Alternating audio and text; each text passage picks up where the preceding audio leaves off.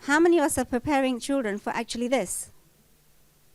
Because that's what child development is about. That's what human development is about. That's what life is about.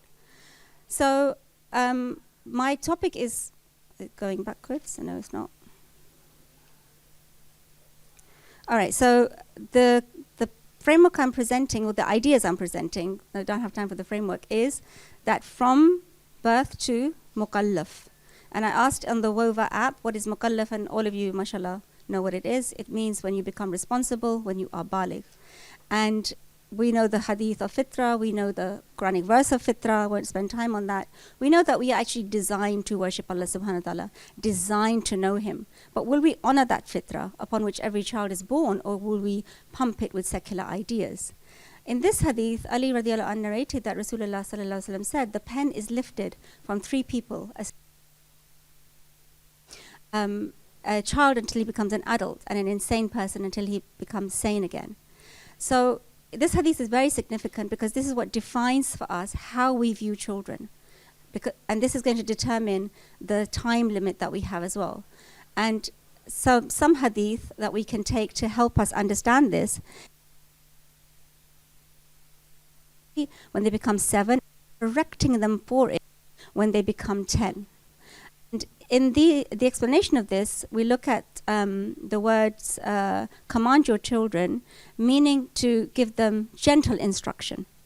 Commanding for children is very different to commanding for an adult. For an adult, it's but for a child, because they're not accountable yet, then the command has to be in a general way. And then وَضَرِبُوهُمْ, what does that mean? It's often translated as hit them, beat them, etc. But scholars say that this here, it means measured correction, not harm or anger. It's a symbolic and educational point ensuring seriousness. So again, this is something that you can all dwell on. I really would love to have explained every single point in a lot of detail, but I don't have that time. We know Rasulullah sallallahu alaihi wasallam never struck a child, a woman, or a servant. And in Rasulullah sallallahu alaihi wasallam says, separate their beds at 10.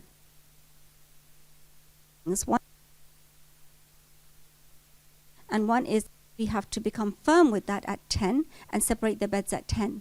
So that means there's something happening on the discernment level on what a child that is actually changing as they grow older, from 7 to 10 to becoming baligh. So just a few scholars who have commented on these hadith. Ibn al-Qayyim, he said that the instruction of 7 is for habituation, building habits. The discipline is at 10 is for reinforcement. And Imam Nawawi said the purpose of striking or darab here is educational without harm, only after consistent instruction. So here what we're saying is that before 7, as brother, we are providing an environment, the response environment, and anyone else, society, school, everyone. So actually we need a whole ummah. We need a whole ummah working to nurture the children. So until they are 7, they should be protected from anything that is going to destroy that fitrah, to inject any poison into their mind. And they're not accountable for it. We are the ones who are accountable for it. So up till 7, you have that environment. From 7 to instruction, giving them all the knowledge that they need for what? The afterlife. To know that when they become, it starts to get serious. Now they have to understand that there will be consequences. So we look at it from this. So from 10 to maturity, the consequences have to come in. They have to be nurtured in a way that you can apply certain restrictions upon them. You can, take away the screen time. You can do lots of different things. So they understand, okay, if this is not happening, then there will be a consequence. And the strategy of all of that is something else discussed. And then they become mature. And then it's kind of too late actually. And then it's not. Okay. But like brother said as well, that sometimes the child is 16 on vaping or smoking, and then we're thinking, what happened? Oh, let me take him somewhere for correction, to correct his mind. But we had all this time and we didn't use it. So it's an urgent situation. It's not something that is put at the side. In actual fact, it's going to be at the center of the jdeed. It's going to be all educators have to undergo this training, and with the parent-school partnership, the parents have to undergo through the training, and because we are communities, the community has to undergo through the training. Look at some nurturing involve the development of the fitra to love, imitation, modeling of subhanahu wa ta'ala and the Messenger sallallahu alayhi wa sallam. Habits are being defined, respect for divine limits. Allah subhanahu wa ta'ala wants you to pray 7 times a day, 5 times a day at the age of 7, and then do wudu. What are the steps of wudu? What are these things? Sometimes people say Islam is not do's and don'ts, and don't focus on the do's and don'ts. I'm not saying make it all about do's and don'ts, but if you don't tell about the do's and don'ts, there's going to be a problem. So the connection to Allah subhanahu wa ta'ala can be built by telling the child about the do's and don'ts. Because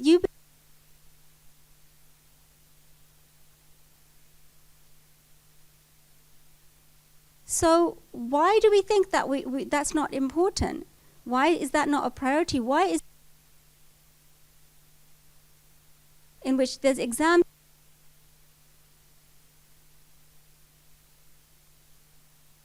XY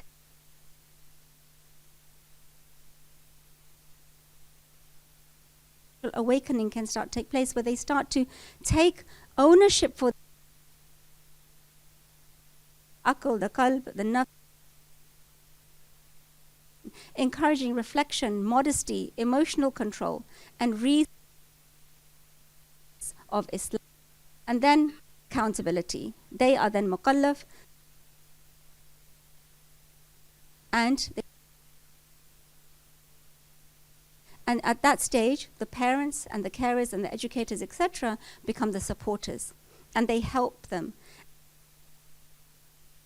I can't remember where I heard it, but somebody said that when we deal with adults, we're very kind and caring to adults when they do something wrong to us, when they wrong us. But we don't do that with children. We don't do that with children, maybe because we don't fear a consequence from them. But with an adult, we might fear a consequence, broken relationship, losing a job, getting, in trouble at work or something like this. So here, the parents and the children at age 14, 15, 16, 17, as adults, the way we would with other colleagues and relatives. And nurture child, not just telling them, giving them ideas, not just looking after their physical body, but all of these domains.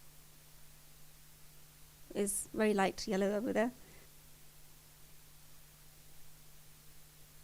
And wanting to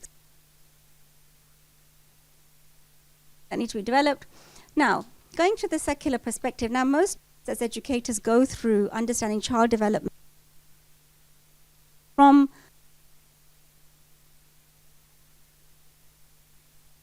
all of this is actually embedded within all the curricula that we are actually and according to approach, areas of child development will be defined in different ways. Cognitive, gross motor, fine motor, which is important. From secularism, it's fine because to develop cognition. At what age? We have to then filter. We have to take that which is appropriate and then use that within our models. But we can't take anything that is linked to their thoughts. So for example, Freudian psychology, it transformed Western education by shifting the focus from moral formation to emotional liberation. with Christian-based morals. 17th century grew and expanded the idea. It's just personal, and that not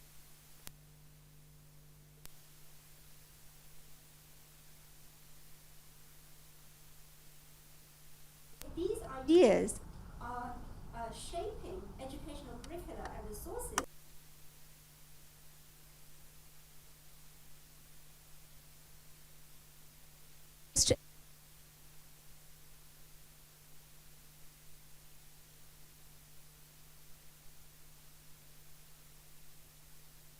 Methodology that has come about. You know, when we start to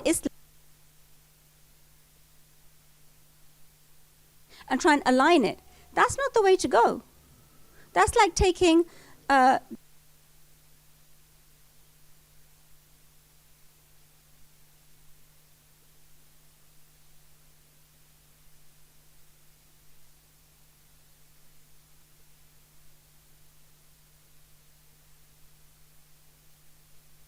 worldview is based on man's thinking.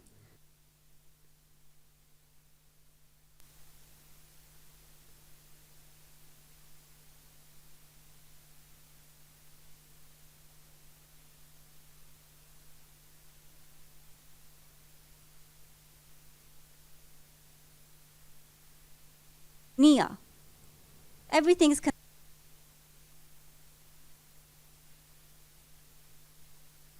so the source of knowledge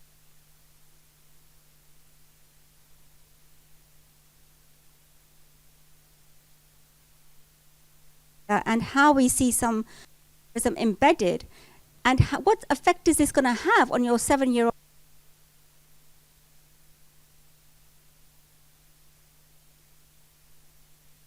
Allah, so that when they are mukallaf, what's happening when in science you tell them that nature gives life? When you tell them that a seed is going to germinate?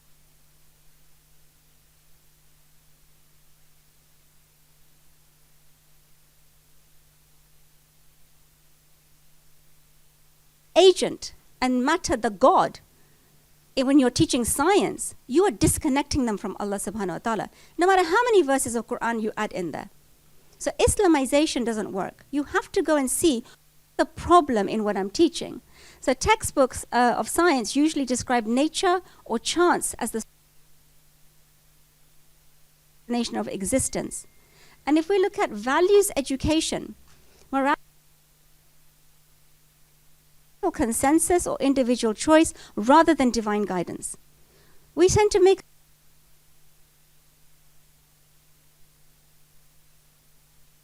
what we need to do classical tradition and understand how has to come through the Islamic worldview. And in the knows that the child, they're given autonomy.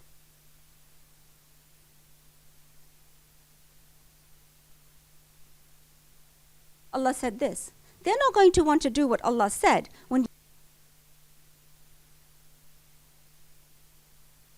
about developing curricula or developing projects, whatever we're doing at whatever age that we are doing it. We have to be conscious of all of this, and we have nothing secular within that, and that we have to make sure that we're not any wrong concept by eliminating it. We are protecting them by building a strong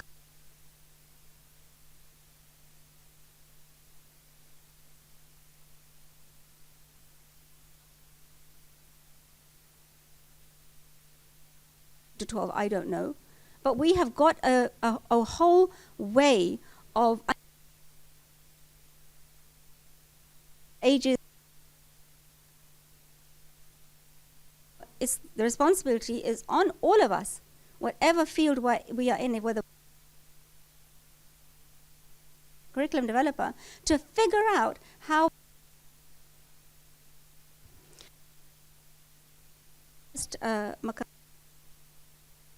Makkah conference on education 50 years ago, when scholars, 300 people, got together, the idea that when you develop a human being,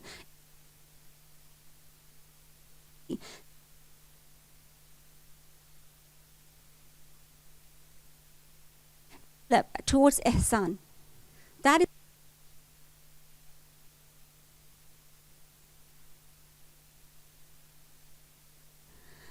Dr. Alparslan Achikjanj, one of my teachers, he talks about he compares the secular and the Islamic worldviews, and he explains it in a lot of detail. My slides group, so you can have a read of what he actually talks about, of how the two worldviews are different. I have on Ibn Khaldun and various people what they said. So Ibn Khaldun said, it should be known that instructing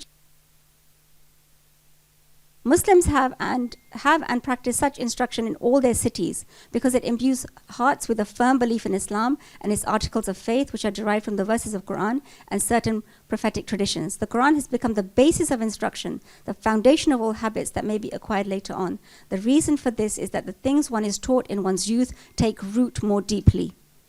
So when which surah are we going to start with?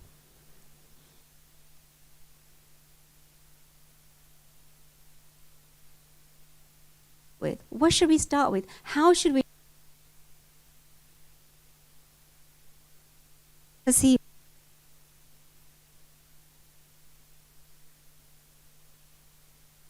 what was happening in Spain? And he talked about how poetry, composition, language, Arabic and handwriting, these were the things that were prioritized. So basically skills to help a child to understand knowledge, and Quran also being an important foundation. Then this is a focus on the importance.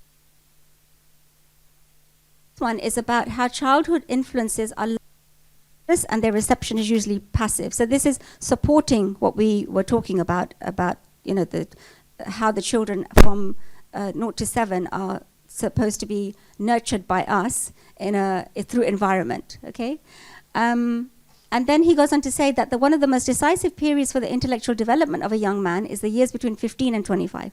So the intellectual development, the actual depth, and where you're going to see the produce, the fruit coming out, is between 15 and 25. So that means there's a lot more that we have to think about, how we are going to nurture our young children when they get to that stage. But can we do that if we haven't built them to have the correct thinking prior to that? In this narration, it was reported that Abdullah said, "We were with the Prophet while we were a group of youngsters close to the age of maturity. We learnt the tenets of faith before we learnt Quran. Thereafter, we learnt the Quran, and that strengthened our faith." So I want to link this to what I said previously about Quran. The role of Quran, the Quranic teachings have to be taught. The teachings of Quran, what's the main teaching of Quran? Tawheed, okay? So that's the first thing that has to be taught. And immerse them in the Quran, but in a very, looking at the age-appropriate information.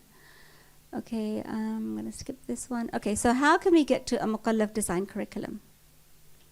I'm going to slow down now. I hope you kept up with everything that I was saying. So what we're saying, in a nutshell, what it is that we have to design the curriculum and up until being mukallaf and then after. And at each stage we have to look at what are we going to do at which stage. And the foundational thing is the connection with Allah subhanahu wa ta'ala, the nurturing of the fitrah, and through the teachings of Quran. That's the priority. And yes, they need to learn to read, they need to learn to write, they need to learn other things, but do they really need to know the kind of maths that we teach them as a priority? Do they really need to know those things before the priority things that we have looked at? We don't know at what age we're going to die. No one knows this. And around August time, when the results are coming out of major examinations from around the world, we hear stories of kids committing suicide because they didn't get the grades that they needed. Okay, so it's time for Q&A. And most of you do know, I think, that I work with on the 5D thinking model, which is a model of desecularization. And right now we're working on science, but we are going to expand to other subjects. And in our model, our primary goal is to connect the child with Allah subhanahu wa ta'ala. So we've got some time for questions. Yes? Maxam. In Western countries or Western education systems that we would take the secularism out of it. But how do we deal with the convo for educators, learners, where they are, even though we are teaching them the Islamic values, we're teaching them the Islamic moral, we're teaching them the Islamic philosophy, but yet we are in a schooling system where they are going to be tested and evaluated on the Western system. So the thing is that what's our priority though? What are we really preparing them for? That's my first question I asked. You know, we have a whole long journey before we get to Jannah. Inshallah, we get there. So what are we preparing them for? What's our priority? And if we as a collective, 300 people here representing, you know, more than 300 organizations, if we can take this message and say, look, let's make our own evaluation system. Let's make our own examinations. Why can't we do that? It's been 50 years since the Makkah conference. Can you find any one curriculum and say, okay, here's the one, here, everybody look, let's go with this. There's, mashallah, amazing work happening, I'm not denying that, but we're still trying to stay within that framework. So we have to think radically. We have to think outside the box. In Western countries, we have the problem that even if we do have an evaluation system that Islamic, will it qualify for well, why don't we make our own everything? Why not? It's a great idea, but it's like, I think a very good example of this is the Prophet in Mecca and the Prophet in Medina, and with going. So I think we're supposed to adopt the Mecca mentality and how the Dawah developed throughout the Prophet's life, and see how the Prophet has dealt with these issues in real life, and how Islam has spread, and how his ideology, he spread his ideology. Taking on from what you're saying, there are many Muslims in the West, many children in the West who've grown up in the West who are amazing Muslims, connected to Allah subhanahu wa ta'ala, strong in their deen, standing firm. It doesn't matter where you are, it's about what you know. So this is the key. Let's build people. You know, the human resource is the most powerful resource. Rasulullah sallallahu alaihi wasallam, as she said, started in Makkah, and he built the people. And no matter what challenges they had, they withstood those challenges. And then when they were able to achieve the state where they were able to implement Islam, then they blossomed very quickly. So that's going to happen. Inshallah, Muslim Ummah is going to revive. We are going to become one. Islam is going to be on the face of this earth again. But we have to have that vision. And we have to be prepared to start knocking a few things out of the way in order to get there. So it's going to have to start within our own schools. If I have a school, it's got to start with, where am I going to knock this? And the children, by the time that they get to those exams that they have to do, if they understand, they know what to do in the exam. The issue is that you have to establish the strong conviction, the strong shakhsiyah. You know, Dr. Farah will be speaking later on about shakhsiyah, the halakha model, building the aqliyah, the nafsiyah together. You know, that's amazing and wonderful work that we need to know. How do we actually nurture human beings? What is the actual way to do it? And on the other side, you have to have methodologies and curricula that support and complement that. So let's work on it. Let's produce it. Yeah. What you were saying about the human creation.